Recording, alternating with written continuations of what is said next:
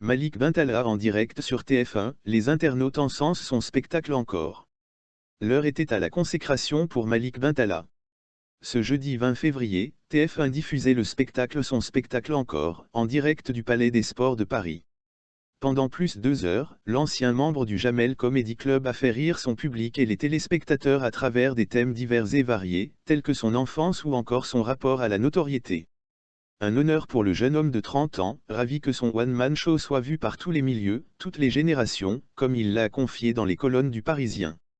L'humoriste le plus talentueux de ces dernières années. Sans grande surprise, le spectacle de Malik Bentala a été le sujet le plus commenté de la soirée sur Twitter. À l'aide du hashtag Malik en direct, les internautes ont été très nombreux à donner leur avis sur la prestation de l'ex-protégé de Jamel Debbouze. Et ces derniers sont unanimes, l'humoriste leur a offert un show des plus grandioses. Tu as été génial ce soir. Tu peux être fier de toi. C'est incroyable tout ce que tu as réalisé, toute l'ampleur que tu as pris. Tu réunis des milliers de personnes. Tu mérites tout ce qu'il t'arrive, l'a félicité un twitto. Mais quel show! Quel spectacle! C'est vraiment l'humoriste le plus talentueux de ces dernières années. Arrivé à être drôle sans se moquer de religions ou autres thèmes. Il nous transporte dans une vague de fou rire. À voir et revoir 10/10, c'est enthousiasmer un autre. Il faut dire que Malik Bentala avait millé.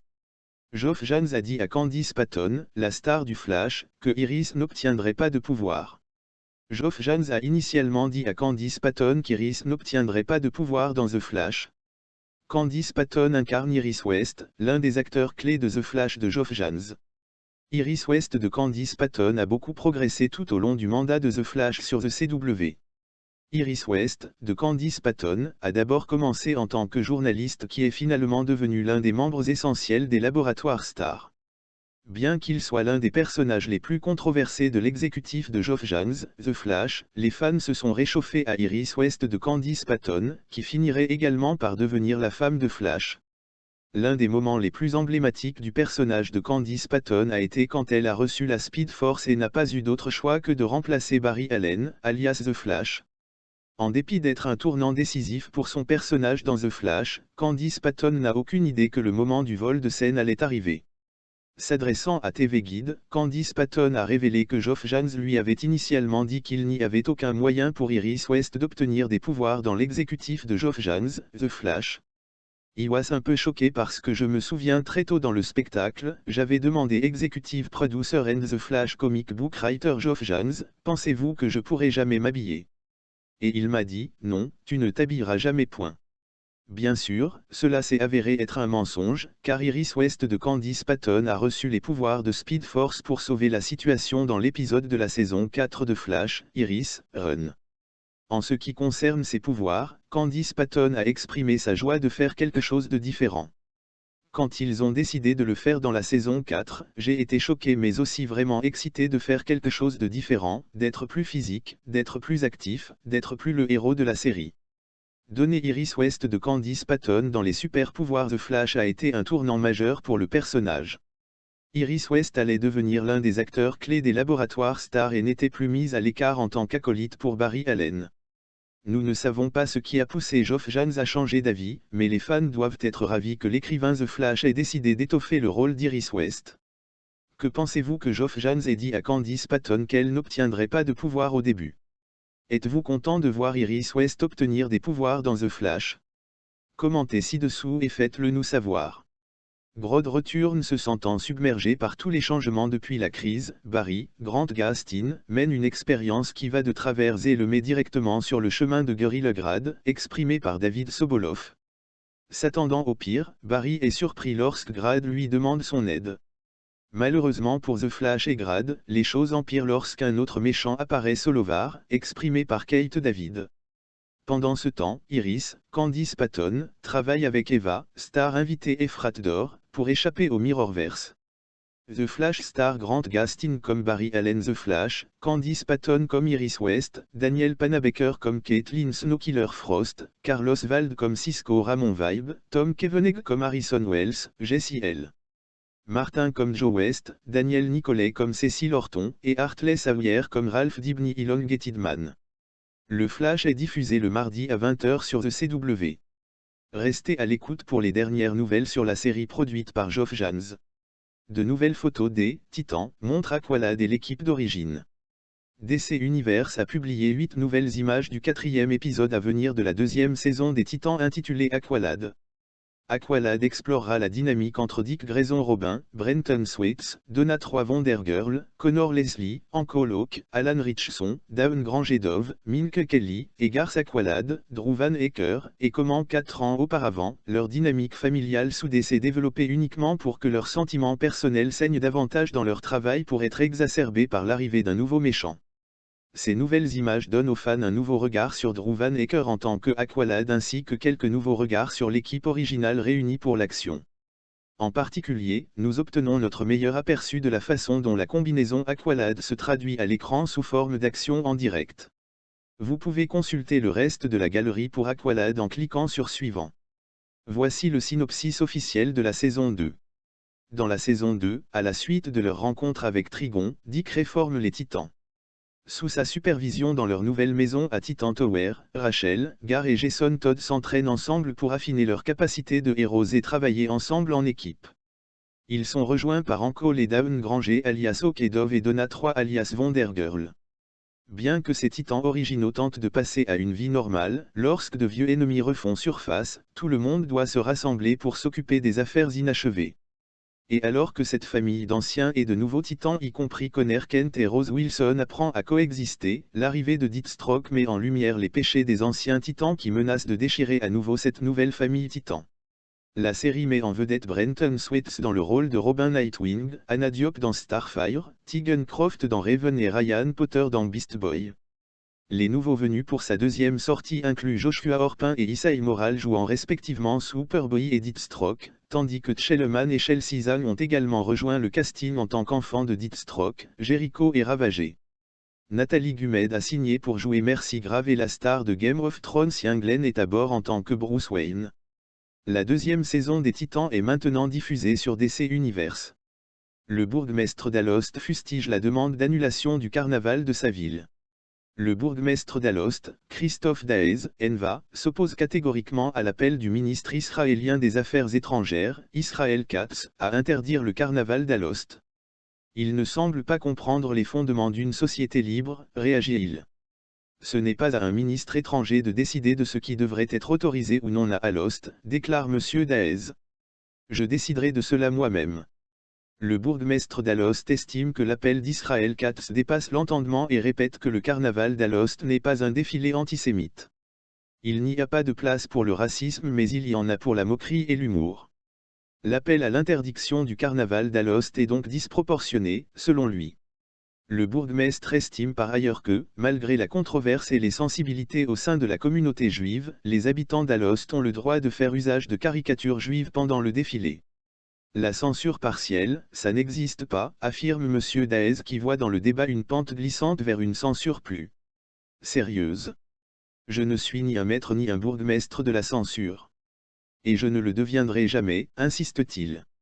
M. Daez considère encore qu'il y a une grande différence entre ce que les gens peuvent penser et les revendications qui sont faites actuellement. En tant que député fédéral, il espère que le sens de l'autodérision reviendra.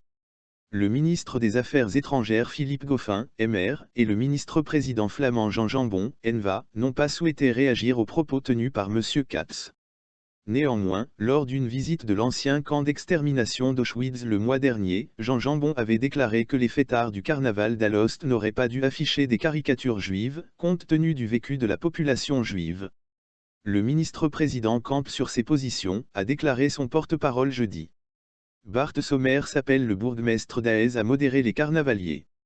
Le ministre flamand des Affaires intérieures et de l'égalité des chances, Bart Sommers, s'est refusé pour sa part jeudi à interdire les caricatures visant la communauté juive durant le carnaval d'Alost, Flandre orientale, qui débute dimanche après avoir été retiré l'an dernier de la liste du patrimoine immatériel de l'UNESCO. Monsieur Sommers, OpenVLD, a toutefois appelé, selon la chaîne de télévision publique VRT, le bourgmestre d'Alost, Christophe Daez, Enva, à convaincre les participants au carnaval qu'il existe des choses avec lesquelles on ne rit pas. Le ministre israélien des Affaires étrangères, Israël Katz, a appelé jeudi la Belgique à condamner et à interdire ce carnaval, qu'il a qualifié de manifestation antisémite. L'ambassadeur d'Israël à Bruxelles, Emmanuel Nachon, a pour sa part affirmé à l'AFP qu'il serait inacceptable qu'il y ait un nouvel incident comme en 2019, quand un char caricaturant des juifs orthodoxes au nez crochu, assis sur des sacs d'or, avait suscité une vaste polémique. Monsieur Sommers a exclu jeudi une interdiction de toute forme de caricature en affirmant que nous vivons dans une société qui estime très important le droit à la liberté d'expression. Mais le ministre libéral a souligné que les autorités locales, et en particulier le bourgmestre, devraient faire davantage d'efforts pour engager un dialogue avec les carnavaliers et essayer de les convaincre que l'on ne fait pas cela moralement et éthiquement. Procès d'Eric Selveil, je n'agresse pas les gens dans la vie. Eric Selveil a nié catégoriquement avoir harcelé, séquestré ou agressé sexuellement Donald Duguay, jeudi lors de son procès, allant jusqu'à qualifier de « farfelu » l'incident de la salle de toilette raconté par le plaignant. En fait, l'ancien animateur s'est voulu catégorique en affirmant n'avoir jamais agressé sexuellement qui que ce soit de sa vie. Il reconnaît certes avoir donné « une tape sur une fesse » à certaines personnes, mais ce n'est pas pour lui une agression sexuelle. Exhiber ses parties génitales en public n'est pas non plus une agression, selon lui. Tout cela peut bien être considéré comme de l'exhibitionnisme, a-t-il nuancé, mais certainement pas des agressions sexuelles. Eric Selveil a réitéré jeudi qu'il ne travaillait même pas à Radio-Canada lorsque le principal incident rapporté par Donald Duguay serait arrivé, soit l'agression sexuelle dans la salle de toilette du sous-sol de Radio-Canada, le 29 octobre 1993. Le premier mot qui me vient est farfelu, a-t-il lâché. Est-ce que je serais allé à Radio-Canada, au niveau C, près de la toilette et, à côté sur un mur, j'aurais attendu que monsieur Duguay aille aux toilettes pour que je puisse le suivre? Non. J'avais une vie professionnelle, amicale et amoureuse. Je n'ai pas besoin d'attendre que monsieur Duguay aille aux toilettes, a exprimé Eric Selveil avec exaspération. Il a également affirmé qu'il n'a jamais exhibé son sexe à Donald Duguay, ni qu'il lui a touché les fesses ou qu'il l'a harcelé de quelque manière que ce soit. Il a précisé qu'il n'a même pas travaillé dans le département dans lequel œuvrait monsieur Duguay, dont le visage lui disait quelque chose, lorsque les policiers lui ont montré une photo, mais sans plus. Tout au long de son procès, l'ancienne vedette du petit écran prenait des notes dans un cahier, dont la couverture ne passait pas inaperçue. À chacun son histoire, pouvait-on y lire. Il paraissait plus inconfortable et irrité en contre-interrogatoire que lors de son témoignage de mercredi, au Palais de justice de Montréal.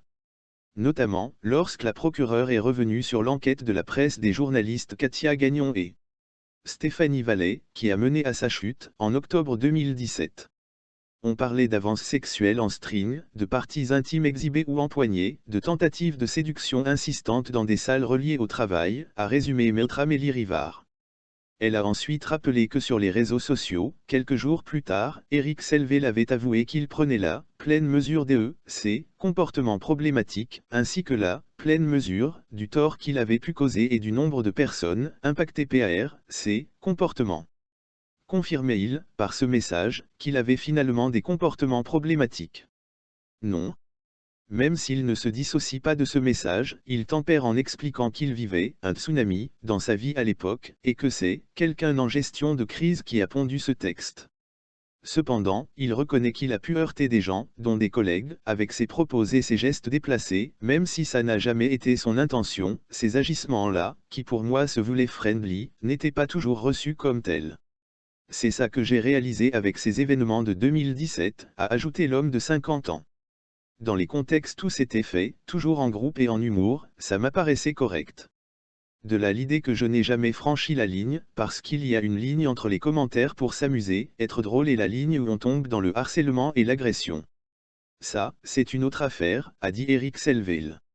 Selon Donald Duguay, Eric Selveil le harcelait à Radio-Canada, notamment en lui parlant de son postérieur, à répétition. La procureure a soulevé que, lors de son interrogatoire avec les policiers, l'ancien animateur avait dit que des commentaires comme « Mon Dieu, c'est quoi ces beaux pantalons-là, ça te fait un beau cul », il a pu dire ça, 1000 fois, dans sa vie. Toujours lors de cet interrogatoire du 26 septembre 2018, il a ajouté qu'il pouvait dire des remarques comme « Mon Dieu, est-ce que tu t'es acheté des seins en fin de semaine ?» puisqu'il œuvrait dans un milieu qu'il qualifiait de « libéral ».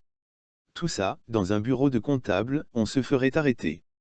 Mais qu'est-ce que tu veux, dans notre milieu, nous sommes très friendly, a exprimé Eric Selveil, lors de son interrogatoire.